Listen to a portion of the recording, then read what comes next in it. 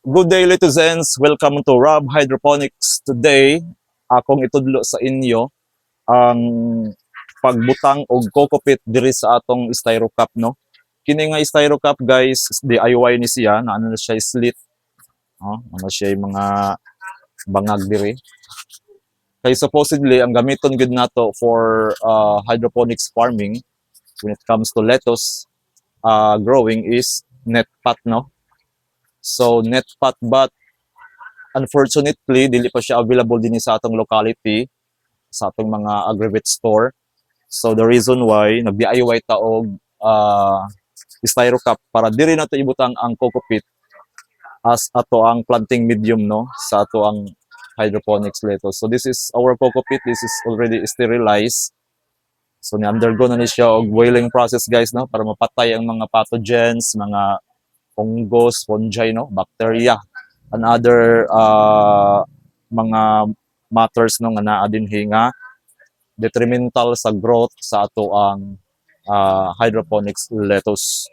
So mo nang siyang mo-undergo gid siya og boiling or ato siyang pabukalan, sterilization process. Kay di ta sure asa gikan ng ato ang coco pit, no, unsay process paggaling ani, kay ato man pud ning pinalit siya. So mo nang makasiguro ta sterilize good para dili masakit, dili matakbuyan og mga lip spot, no, ang ato ang mga lettuce. So nga nila siya, guys, this styro cup, gamitan nato aning kutsara para targeted good, no, sa bangag diri sa styro cup. Ang pagbutang nato sa coco pit dili siya usik-usik, dili siya hugaw tan-awon. So nga nila. So puno siya, guys, nganong puno according to experts kung mogamit ang NFT system, no, or nutrient film technique. So makita niyo sa background ang akong gigamit nga system diri is flat bed type, no. So nasa mga pipes, guys, then this reservoir, this is nano ni siya mixture of nutrient solution. Then ang nutrient solution nato gilabay siya pinaagi sa pump, no, natay water pump kay gamit para mo distribute sa nutrients padong sa ato ang system. Okay, so pabalik lagi hapon na siya diri, magbalik-balik na circulating siya, guys. So kini mao na ni siya atong gipuno. Matod pa sa mga experts in hydroponics, pag NFT system puno gyud dapat ang ato ang styro cups ang pagbutang nato sa coco pit. Dili siya half, dili pod siya 3/4, but kinahanglan full puno gid siya, guys. Nga nira siya, no, puno. Okay, puno siya, then ato la siyang nanion hapnigon para mawala ang sobra. Sunod, magbangag to, guys, kay mao man ni ato ang butangan sa seedlings, no, sa ato ang mga seed plugs na lettuce, to mga siling gamitan nato ani. So kini siya drumstick.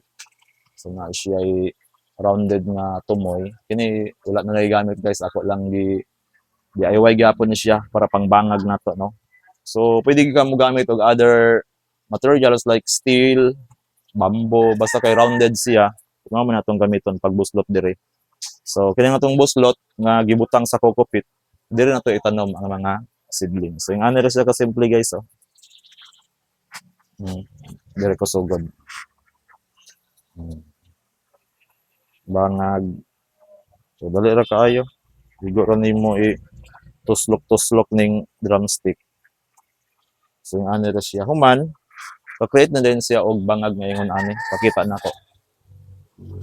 Ilan to kung makita ninyo, no. Basta kay ngani siya after matusok na to ang drumstick akong gigamit. So yung ano, paghulbot ana, bangag na siya. Dili na to ibutang ato ang seedlings. So yung ano siya, guys, no, until such time nga makuha nimo ay magikinahanglan nga